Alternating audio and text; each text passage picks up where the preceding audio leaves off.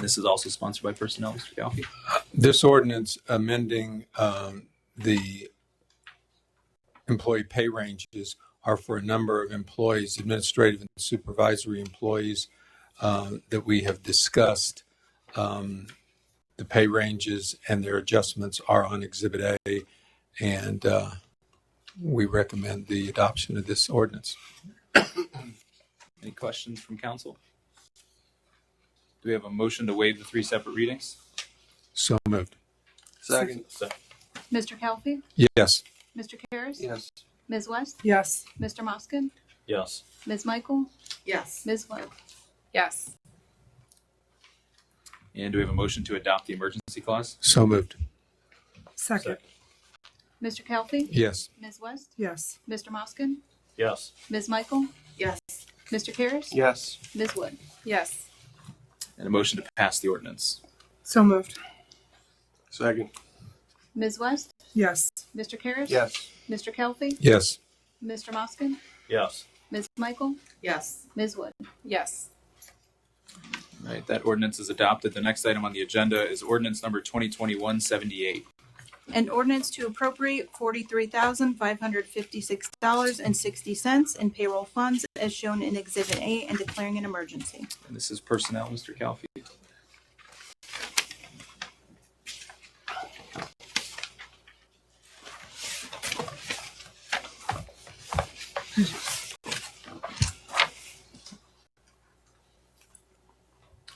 Or if Brian, Yeah, refresh my memory on it, Brian. Sorry. So this goes along with both of the other two that we just passed. This is just the appropriations for the remainder of 2021, because when you look at how they're passed now, we need a little bit more. So that's the grand total, and it's broken up in one of the exhibits back here. Thanks. But it just goes along with the two that we just passed. The amounts will cover the employee salary adjustments of the previous ordinance. Yeah, salary Okay. adjustments, including fringes and everything else for Okay. the rest of this year. So what happens if we approve the others and didn't approve this? Well, then that would have to That would be kind of difficult to. Trying to squeeze blood out of the turnip. I guess you'd have to come up with the money someplace else. All right, whatever. But we won't have to do that, so we'll figure out a way here. All right, any other questions from council? Well, do we have a motion to waive the 3 separate readings then? So moved. Second. Mr. Calfee? Yes. Ms. West? Yes. Mr. Moskin? Yes. Ms. Michael? Yes. Mr. Karras? Yes. Ms. Wood? Yes. And do we have a motion to adopt the emergency clause? So moved. Second. Mr. Calfee? Yes. Mr. Moskin? Yes. Ms. West? Yes. Ms. Michael? Yes. Mr. Karras? Yes. Ms. Wood? Yes. And a motion to pass the ordinance. So moved. Second. Mr. Calfee? Yes. Mr. Karras? Yes. Ms. West? Yes. Mr. Moskin? Yes. Ms. Michael? Yes. Ms. Wood? Yes. All right, that ordinance is adopted. The next item on the agenda is ordinance number 2021-79. An ordinance authorizing the mayor to sign the addendum for the 2019 Community Housing Impact and Preservation Program CHIP and declaring an emergency. And this is Community and Economic Development. Ms. Wood? Yes. This is due to the restrictions that were put on the contractors for the last year and a half with the COVID. Too many contractors being in the homes at the same time, so they've had to spread out the work, which takes each project longer. It's taking a little bit longer to complete the program. So they're asking for an extension to the 2019 CHIP to cover that time and get the projects completed. Questions from council? All right, well, do we have a motion to waive the 3 separate readings? So moved. Second. Ms. Wood? Yes. Ms. Michael? Yes. Mr. Calfee? Yes. Ms. West? Yes. Mr. Moskin? Yes. Mr. Karras? Yes. And a motion to adopt the emergency clause? So moved. Second. Ms. West? Yes. Ms. Wood? Yes. Mr. Calfee? Yes. Mr. Moskin? Yes. Ms. Michael? Yes. Mr. Karras? Yes. And then do we have a motion to pass the ordinance? So moved. Second. Ms. Wood? Yes. Ms. West? Yes. Mr. Calfee? Yes. Mr. Moskin? Yes. Ms. Michael? Yes. Mr. Karras? Yes. All right, that ordinance is adopted. Moving on to resolution number 2021-80. A resolution accepting the amounts and rates as determined by the Portage County Budget Commission and authorizing the necessary tax levies and certifying them to the county auditor. Yeah, I don't know if you want to take this, Brian. Yeah, we discussed this at committee of the whole. It's just required by the Ohio Revised Code every year to be passed. And it's important for our audits and receiving our property tax money. Any questions from council? All right. Do we have a motion to pass this resolution? So moved. Second. All in favor? Aye. And then as you so, stick around so we can sign the, we need a signature from everybody on council. Chelsea, you have ready? Yeah. After the meeting? Yep. Okay. All right, well, that is everything on first reading of ordinances. So we'll move on to second reading of ordinances, beginning with ordinance number 2021-62. An ordinance authorizing the mayor to enter into agreement with the Portage County Solid Waste Management District for the collection of recyclable materials within the city of Ravenna and declaring an emergency. And with this one, Kay, I don't know if you want to speak to it, but I don't think anything has changed on our end. And it's my recommendation we leave it here for third reading until next month. Is there any questions from council? Can we leave it here? Okay. And then moving on to ordinance number 2021-63. An ordinance amending the codified ordinances of the city of Ravenna, Part 10, Streets, Utilities, and Public Services, Title 6, Other Public Services, Chapter 1062, Collection of Recyclable Materials, Section 1062.11, Collection Rates by adjusting the monthly recycling collection rate to $8.50 and declaring an emergency. And just like the other one, leave it here for third reading next month, as long as there's no questions from council. Okay. We're moving on to ordinance number 2021-66. An ordinance amending the codified ordinances of the city of Ravenna, Ohio, Part 14, Building and Housing Code, Title 6, Miscellaneous Building Regulations, Chapter 1434, Design Review District, as shown in Exhibit A. And Rob, do you want to take this planning? Yeah, so the plan is to leave this until we vote on it next month. And so just to refresh, we have some changes that were voted on by the Design Review Commission that have been forwarded, and an additional set of recommendations to change the code by our resident, Larry Salinius. Well, my plan is next week during the planning committee meeting to present the changes, to present the code with the embedded changes for all of them, and for the committee to decide which ones they want to push forward for a vote by council in October. So stay tuned for next week.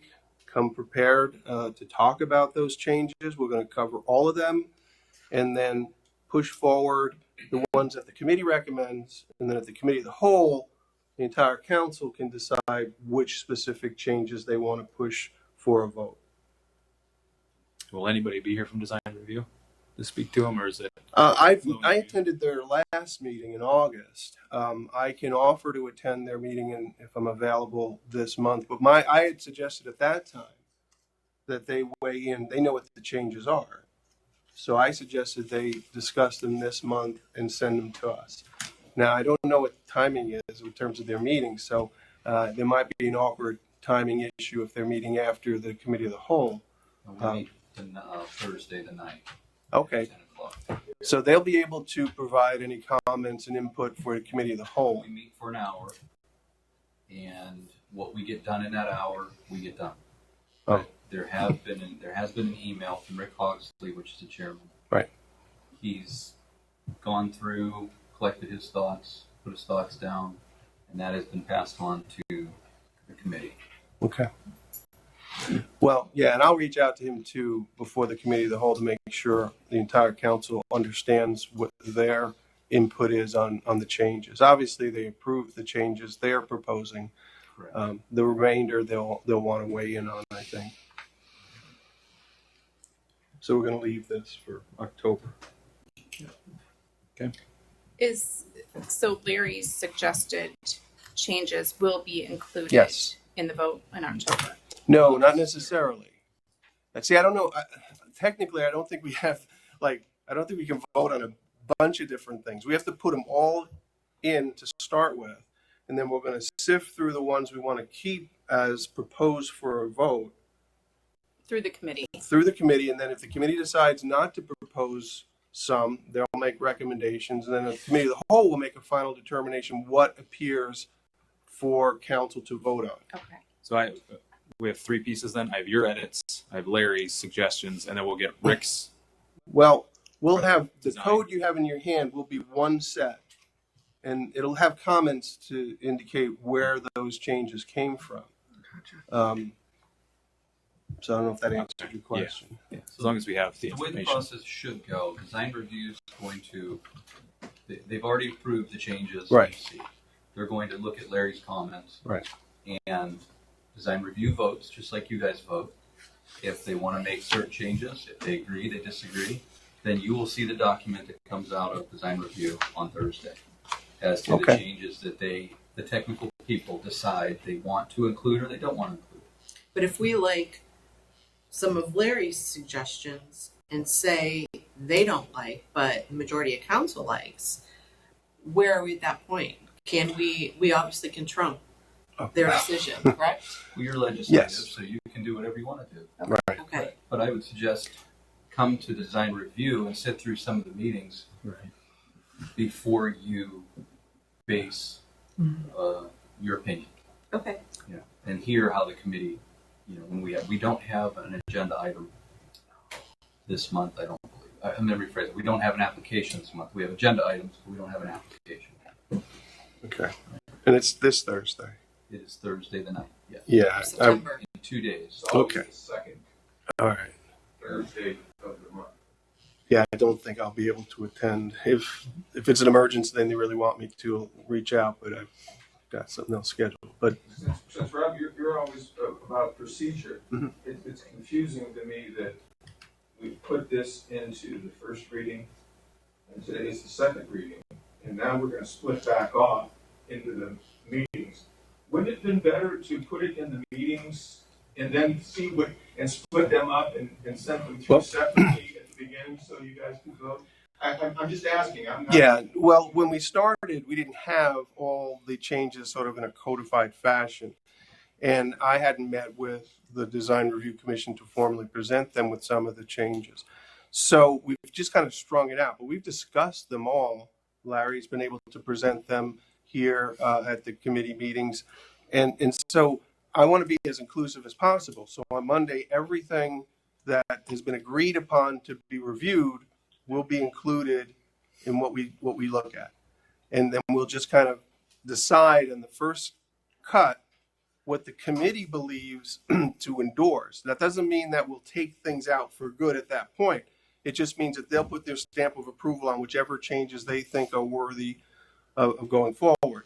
Now, at the committee of the whole, the entire set will still be available with that recommendation by the committee, and the committee of the whole can then decide what goes on the agenda for the October meeting. That's really the way it typically works. It just seems to me that the whole thing could have been run much more efficiently if the Design Review Commission, who has known this has been happening for several months, would have been involved with this in some of these meetings. You mean, oh, here? Yes, and now you're Well, gonna that's have true. them at the last moment throw Well- in all this stuff and make you think, and it's going to get put off, and you're going to split this thing off, and you're going to do the one that they've talked about, and the other one's going to get split off, and you guys are going to get talked into something else. That's just my opinion. They've had enough time. They talked about it in the meetings. They've been told. You went to the meetings, so did you. And you.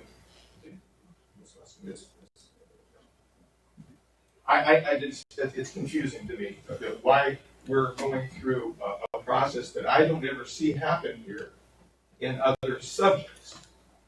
Giving Well- them extra this and extra that, Well, and then we're going to split it off.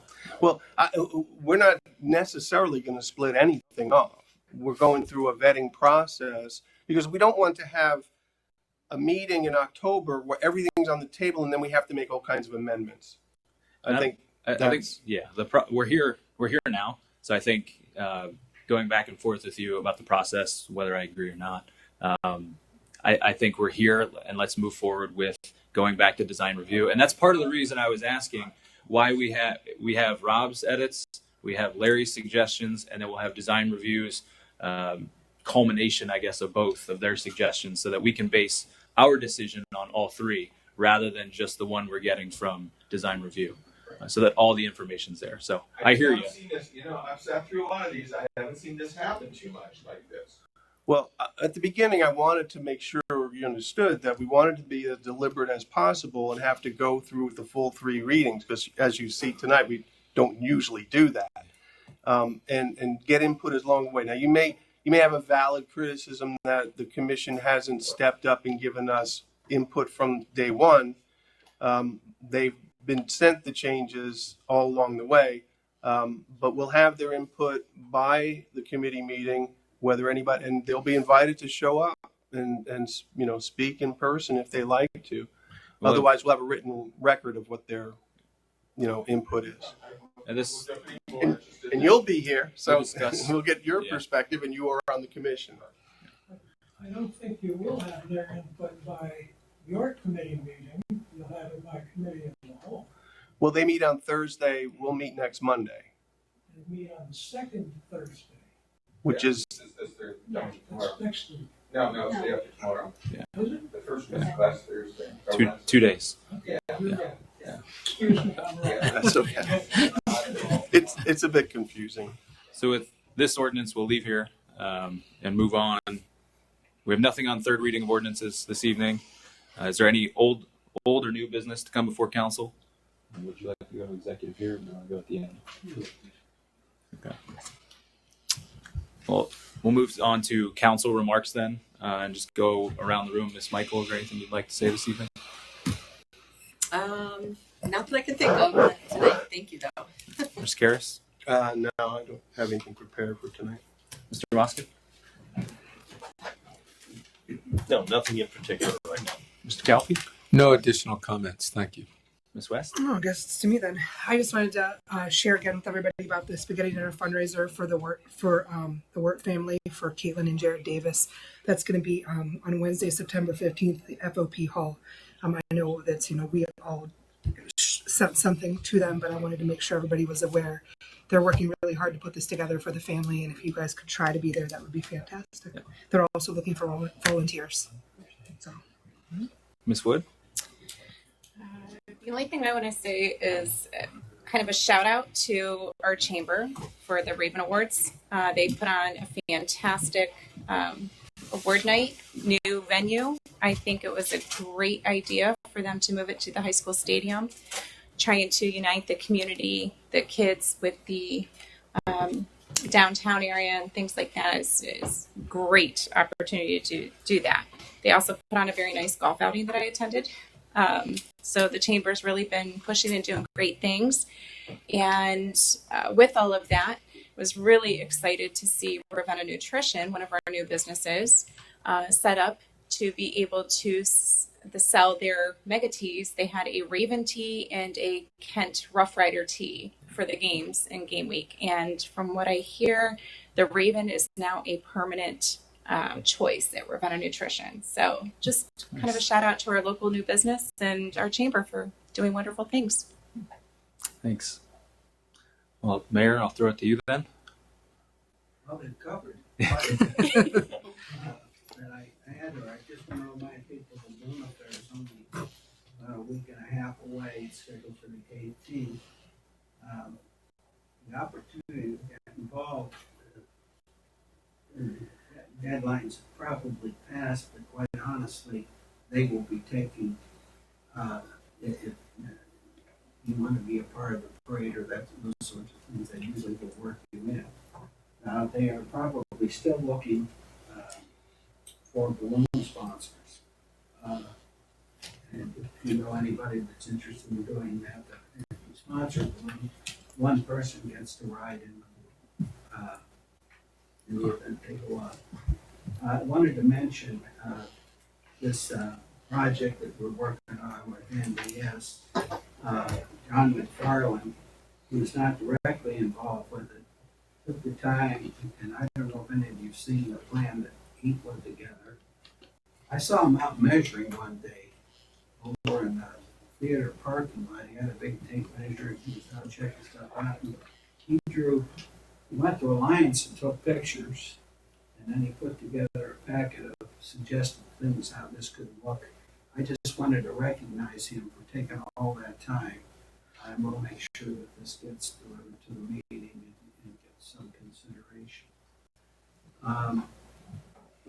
We had a couple of things happen that I think you need to know about with our employees that were positive things. And you'll have to bear with me because I want to read the majority of what is.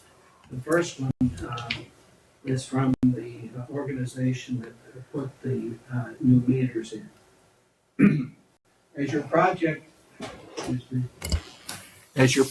comes to a close, we would like to send a special thanks to you for partnering with us on your 2021 meter project. It has been our most successful project to date. Installing 5,500 meters in the city will always bring challenges, especially during the COVID-19 pandemic. The investment made for this project will gain huge rewards, especially since the system was installed without any major hiccups and completed 30 days ahead of schedule. Humbly, we cannot take all the credit for this. We give credit to the team at the City of Ravenna that answered our calls every time something came up. The city was a true partner every step of the way. On top of all that, our subcontractors constantly reference how enjoyable it was to be a part of this project. Thanks to your team's efficiency in the following scenarios. When plumbing was questionable and we felt it put the homeowner at risk, your team was there within minutes.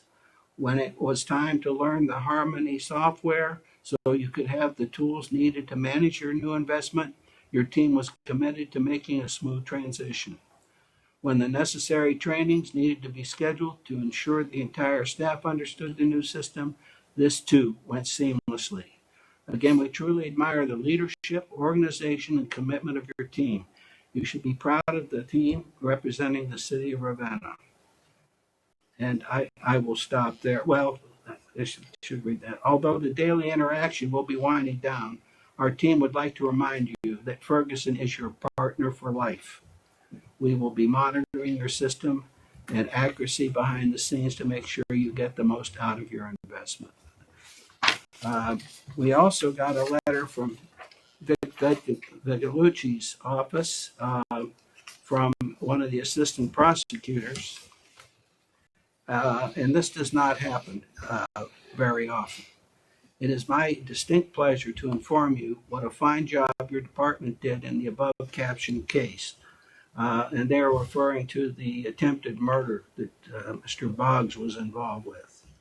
Due to your staff's detailed approach to the difficult case, the defendant was convicted of attempted murder with a repeat violence offender specification. As a result, Boggs was sentenced to 12 to 17 and a half years in the Ohio State Penitentiary. I would certainly like to compliment your entire department, especially Detective Dwayne Cayley, Captain Jake Smallfield, Officer Josh Twig, Officer Dominic Nicolino, Officer Scott Palucci, Officer Brock Wise, and Officer Scott Krieger. These law enforcement officers should be recognized for their investigative and continual support through final disposition. These men did an excellent job in swiftly piecing together a violent and grisly stabbing that involved an elderly autistic man. These officers should be commended for their commitment to violent crimes within our community. Certainly, the uniformed officers should be acknowledged for their rapid response in seeking medical attention to the victim, who had suffered a 4-inch neck laceration exposing his epiglottis all the way back to the posterior of the throat. In fact, the victim had lost 3 pints of blood and was essentially drowning in his own blood. Doctors indicated if it hadn't been for the speedy response of the police and EMS, the victim would have died. This is truly by the grace of God that the victim survived. I'd also like to recognize responding officers for quickly identifying the subject in this case because of their smart police work. a swift apprehension of a dangerous repeat offender was possible. In addition, I would like to also acknowledge Detective Dwayne Cayley, who always gives me 100% on all investigations. Cayley investigated this case as a murder, and he followed all the way the proper police protocol in case of this magnitude deserves. Cayley did an excellent job in locking witnesses into statements as well as interrogating defendant. Cayley is a great talent in establishing a good rapport with witnesses and defendants alike, and ultimately, Cayley was able to lead a career criminal to the path of making incriminating statements against his interests. Those statements proved invaluable in the investigation, as the victim would later exhibit reluctance to cooperate. Cayley should be honored for his astute investigative abilities, his continued work ethic, and his dedication to crime investigation. Lastly, I would like to thank Captain Jake Smallfield for extracting data from witnesses' cell phone. That data proved to be priceless in identifying perpetrator as well as the defendant's true intent for the stabbing of the victim. Smallfield does an awesome job in cell phone extraction and interpretations, and has amazing leadership skills. Thank you, Chief Wallace, for providing the state of Ohio with such able law enforcement officers. I was certainly happy to encounter such a hardworking and disciplined team. And I'm sorry for the length of that, but that's all too often we hear the difference, and I believe our department, almost consistently, fire and police, are doing their job, and they do deserve recognition. In addition to that, I was approached by a citizen who happened to be in an area where there was an elderly lady who had called because her fire alarm would not go off, would not shut off. And they got there, and Justin DeLuke was the gentleman from the fire department that went into the house. And as it turned out, the fire alarm was not working, period. The alarm clock was going off in the house with that. And he told them what the problem was, and he left. But he came back in, he said, but I think I can fix that. The fire thing, I went to the basement and reset the breakers for her. But they thought that he took the time to walk back into the house as a courtesy for that lady was worthy of recognition. But our guys do this every day. They do it every day, and they deserve a lot of credit. And I will stop there. That's a little longer than I intended to go, but I think it's a worthy cause. Thank you for sharing. Thanks, Mayor. Well, with that, we're gonna request an executive session this evening. This is everything on the agenda. Nothing else when we come out, but request an executive session for pending litigation. Yes. Do we have a motion to go into? I'll move to go into executive session to discuss pending a legal matter. Second.